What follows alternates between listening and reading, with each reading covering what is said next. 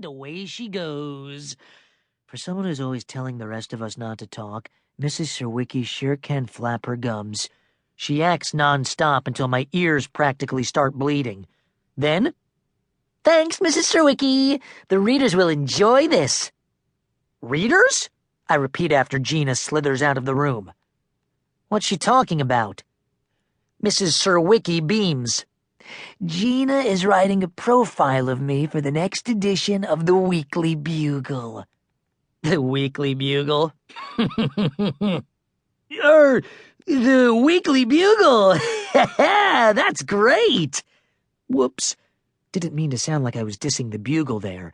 But hey, the Bugle deserves to be dissed. I'll tell you why in a sec. Right now, I've got more important things to take care of. "Mrs. Serwicki, my time is up." So it is. "All right, Nate, you may go." "Okay, see you soon." "Yes, probably very soon." Ouch. Was that really necessary? I'll admit I get my share of detentions, but it's not like it happens every single day. It's more like 2 times a week. Or 3. Or, 12. Never mind, let's get back to the Weekly Bugle. That's the school newspaper, and it's bad. Not funny bad, like that book Ms. Clark made us read about the girl raised by dolphins who grew up to become a marine biologist. Just plain old bad. The Weekly Bugle has issues. Issue number 1, it's boring. We all know that middle schools aren't the most exciting places on earth, but is that any excuse for headlines like these? "No changes planned to lunch menu. Toilet in boys' bathroom still broken. Mr. Galvin thinking of switching from belt to suspenders. Computer lab to get new wastebasket. Bottle drive will begin soon. Math team wins 3rd place in tri-school meet. Student council postpones meeting again. Student survey. What's your favorite color?"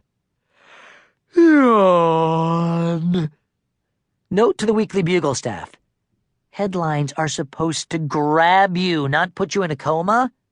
If I were in charge, here's what those same headlines would look like. "Lunch stinks. Students' lives at risk. Tidal wave of raw sewage. Kids to school. Stop. Stalling. Mr. Galvin enters falling pant zone. Sanity questioned. Garbage piling up in computer lab. Berman on rampage. Bottle drive. Nobody cares. It doesn't add up. Math nerds finish last. Student council earns reputation as do-nothing losers. Exclusive. Why does Bugle keep running lame student surveys? Issue number 2. It doesn't have any comics, or a horoscope, a crossword puzzle, or one of those columns where people write in for advice about how to spice up their putrid marriages. The only attempt to add anything entertaining to the Bugle was last month when Maura Flaherty put this in. "Riddle time by Maura. What goes up when rain comes down? An umbrella." Nice try, Maura. Your raindrops look like an invasion of mutant onions. Plus, you're not funny.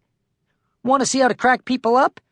Watch how a real cartoonist does it. The Wacky Adventures of Dr. Cesspool by Nate Wright.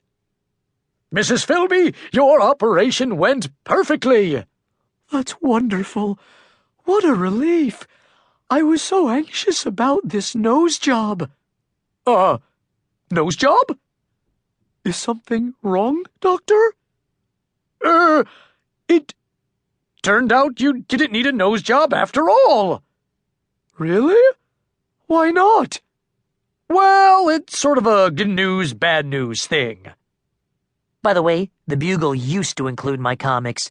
Then a few whiners complained that Dr. Cesspool performing a tonsillectomy with a chainsaw was too violent.